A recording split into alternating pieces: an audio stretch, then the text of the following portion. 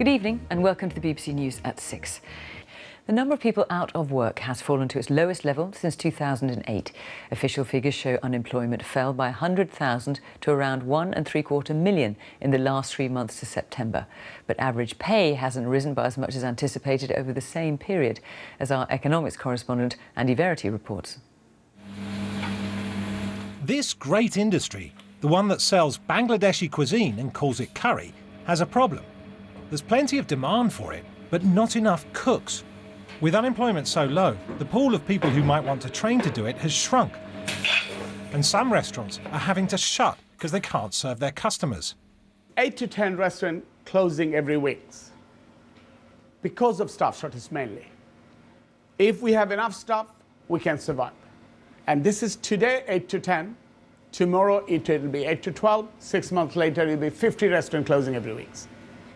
If we can have the staff problems sorted out, we can survive.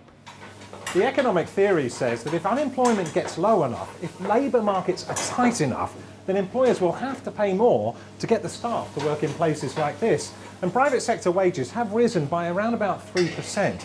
But that's not enough to push inflation up.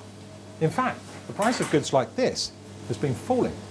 Unemployment is now lower than it's been for 7 years, dropping by 103,000 to 1.75 million. But wages rose by just 2.5%, slightly less than before. Unemployment in the UK is falling, employment's at record highs, so businesses increasingly need to look elsewhere to find the staff they need. If the UK can bring in skills from abroad where it needs them, as well as providing opportunities to those in the UK who are unemployed or out of the labour market altogether but want to work, this should be ultimately a good thing for both businesses and UK employees.